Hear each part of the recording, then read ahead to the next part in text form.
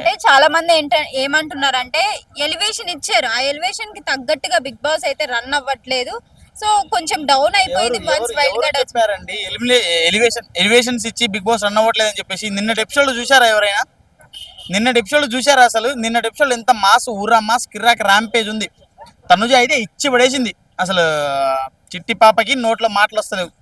ఆ పికిల్స్ తెచ్చినావు, పికిల్స్ పాప పికిల్స్ తెచ్చినావు, ఐదు వారాలకి 5 పచ్చళ్ళు తెచ్చినావు, అందరు నోట్లో పెట్టినావు అన్న సీదా.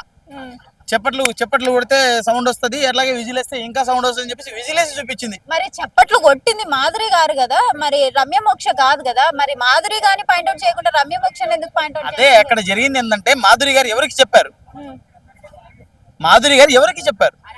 అక్కడ చెప్పడం వల్లనే కదా ఇట్లా జరిగింది. అందుకే చప్పట్లు కొట్టకుండా, ఆమె కూడా చప్పట్లు కొట్టకుండా ఏం చేసింది, విజిల్ కొట్టి చూపించింది. విజిల్ కూడా సౌండ్ మామూలుగా వచ్చిందా? కిరాక్ వచ్చింది. అట్లుంటది మరి తనుజతోని. అంటే ఇంకొంతమంది ఏమంటున్నారంటే, కళ్యాణ్ ముందు భుజం మీద చెయ్యేసేటప్పుడు టచ్ చేయొద్దు అని చెప్పేసి చీదరించుకున్న అమ్మాయి ఇప్పుడు అదే పనిగా దగ్గరికి వెళ్ళి టచ్ చెయ్యి, ప్యాంపరింగ్ చెయ్యి అనేసి తనుజ కొంచెం మాట్లాడింది అనమాట. అట్లా చేసింది కూడా యాక్షన్. దానికి కొంతమంది ఏమంటున్నారంటే ఓవర్ యాక్టింగ్ అంటున్నారు. అంటే ముందు లేదు, ఇప్పుడు ఓవర్ యాక్టింగ్ కాదు, కౌంటర్ అంటే నా బాడీ మీద వేరే వాడు చేసేస్తే అసలు నువ్వు ఎవరు? ఫస్ట్ ఆఫ్ ఆల్ నువ్వు ఎవరు?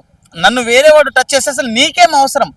అరవడానికి నువ్వెవరు? ఆ పాయింట్ మీద రేజ్ అవ్వడానికి నువ్వెవరు అని చెప్పడం కోసమే ఆమె అట్లా టచ్ చేయి అని చెప్పేసి చెప్పించింది. అంతేలే కానీ వేరేం లేదు.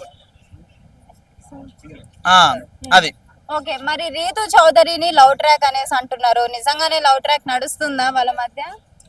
వాళ్ళు క్లారిటీ ఇచ్చారు కదండి, క్లారిఫికేషన్ ఇచ్చారు కదా. లవ్ ట్రాక్ కాదు, నార్మలే అని చెప్పేసి ఇచ్చారు కదా. ఇంకెందుకు చెప్పండి? వాళ్ళు ఇచ్చారు, ఇద్దరు క్లారిటీ ఇచ్చారు. పోనీ ఇద్దరులో ఒకరికి నాకు క్రష్ ఫీలింగ్ ఉంది, నాకు లవ్ ఫీలింగ్ ఉందని ఎవరైనా చెప్పలేదు కదా. మేము ఫ్రెండ్లీగా ఉన్నాము, ఫ్రెండ్షిప్ లో ఉన్నాం సార్ అని చెప్పేసి చెప్పారు. అదే ఫ్రెండ్లీలో కొంచెం ఇక ఫ్రెండ్స్ విత్ బెనిఫిట్స్ అనుకోవాలి మనం, అంతేలే కానీ అన్ని లవ్ ట్రాక్లు లవ్లు అని చెప్పేసుకుంటే ఎట్లా వెళ్ళిపోతామండి? రీతు చౌదరి రాము రాథోడ్ వచ్చేసి నువ్వు ఎక్కడ కనిపించట్లేదు, నాకు గేమ్ ఆడుతూ అని చెప్పేసి అంటుంది. మరి నిజమే అనేసి అంటున్నారు చాలా మంది కూడా, రాము రాథోడ్ ఎక్కడ కనిపించట్లేదు అనేసి. దేవుడా, ఎక్కడ చూడు ఇదే క్వశ్చన్. అసలు రాము రాథోడ్ ప్రతి చోట కనిపిస్తున్నప్పుడు ఉన్నది అందరూ కలిసి ఒకటే హౌస్ లో వైల్డ్ స్టోమ్స్ వచ్చారు, వాళ్ళకేమో పవర్స్ వచ్చాయి. ఆ వీక్ ఎవరు ఆడలేదు సరిగ్గా. అవి ఈమె కనబడ్డదా? నాకు ఏ గేమ్ లో ఈమె కూడా కనబడలేదు. మరి వైల్డ్ స్టోమ్స్ వచ్చి వాళ్ళ గేమ్ వాళ్ళ వీక్ అది. ఈ లాస్ట్ పోయిన వీక్ మొత్తం వైల్డ్ స్టోమ్స్ వీక్ అది. వాళ్ళు ఆడారు, అది వాళ్ళకి సంబంధించింది కాబట్టి వీళ్ళు ఎక్కడ కనబడకపోవడం అది నేచురల్ అది. కానీ నువ్వు నాకు కనబడలేదు అంటే ఈమె నాకు కనబడలేదు, మరి బయటకు వచ్చేయమంటున్నా. ఇంకొకటి ఏంటంటే నాకు రీతు చౌదరి పవన్ కళ్యాణ్ ఒడిలో తప్ప ఎక్కడా కనబడడం లేదు. ఇట్లా హగ్ చేసుకున్నప్పుడు అంటే ఒళ్ళు అంటే ఇట్లా ఆయన హగ్గులో తప్ప నాకు ఎక్కడా కనబడడం లేదు. అంటే హగ్ చేసుకోవడం కోసం అక్కడికి వెళ్ళామా అని నేను పాయింట్ రేజ్ చేస్తున్నాను.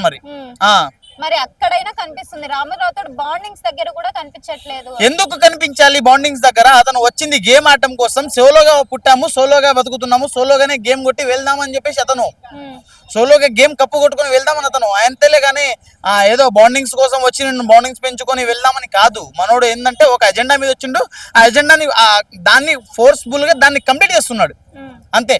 అంతేలే కానీ అమ్మ నాన్న తమ్ముడు చెల్లి అన్న తమ్ముడు అని చెప్పేసి ఆ బాండింగ్స్ లో వెళ్ళడం లేదు. అది అతని ఇష్టం. అది ఓకే. మరి రాము రాథోడ్ రీతు చౌదరిని నువ్వు ఏ సపోర్ట్ లేనిది కూడా ఆడలేవు అనేసి అన్నాడు. వాస్తవమే కదా. మరి రాము రాథోడ్ కూడా భరణి సపోర్ట్ తీసుకొని కూడా కెప్టెన్సీలో ఉన్నప్పుడు కూడా భరణి సపోర్ట్ తీసుకొని ప్రతి డెసిషన్ సపోర్ట్ అనేది ఎప్పుడు ఒకసారి తీసుకుంటే ఓకే, కానీ లేచినప్పటి నుంచి పడుకునేటప్పుడు నేను నీ మీదనే డిపెండ్ అవుతానంటే ఎట్లా అండి చెప్పండి? నేను నీ మీదనే డిపెండ్ అవుతాను, నీ సపోర్టే తీసుకుంటాను అని చెప్పేసి. సరే, సపోర్ట్ ఎవరు తీసుకుంటారు? ఒకసారి భరణి గారు తీసుకున్నారు అనుకోండి, నెక్స్ట్ టైం తనుజ తీసుకుంటారు, ఆ తర్వాత ఇమానుయల్ అంటే ఒకరి సపోర్ట్ తీసుకోవడం ఓకే. ఒకరిదే సపోర్ట్ తీసుకుంటా అంటే అది వర్కౌట్ అవ్వదు కదా. అదే చెప్తున్నా నేను. మరి మీకైతే రాము రాథోడ్ కనిపించారు అనేసి అంటున్నారు. నాకు కనిపించారు కాబట్టి నేను జరిగిన ఎపిసోడ్ లో సేవ్ అయ్యారు, లేకుంటే ఎందుకు సేవ్ అవుతారు? ఓకే. భరణి గారు అంటే ఆడియన్స్ ఏం చెప్తున్నారు అంటే, భరణి గారు కనీసం బాండింగ్స్ వల్ల కనిపించారు, నాన్నెందుకో వెనకబడ్డాడు కాదు నాన్నెందుకో బయటపడ్డాడు. అంటే నాన్న వెనకబడుతూ పడుతూ బయటపడ్డాడు. అదే అక్కడ జరిగింది. మరి ఈ వీక్ లో ఎవరు ఎలిమినేట్ అయ్యే ఛాన్సెస్ ఉన్నాయంటారు? ఈ వీక్ లోనా? అట్లుంటే ఇంకా డిమాండ్ పవన్ మంచిగా ఆడతాడు, మంచి సోల్జర్. డిమాండ్ పవన్ సోల్జర్ అంటే అతను వారియర్, గేమ్ వారియర్ అంటారు. సోల్జర్ అంటే మళ్ళీ సోల్జర్ కళ్యాణ్ గురించి చెప్తాను అనుకుంటారు. సో అతను ఒక వారియర్, మంచిగా ఆడతాడు. కానీ ఈ బాధ్యత రీతు చౌదరి అనే బాధ్యత నెత్తి మీద పెట్టుకొని చాలా వంగిపోతున్నాడు మనోడు.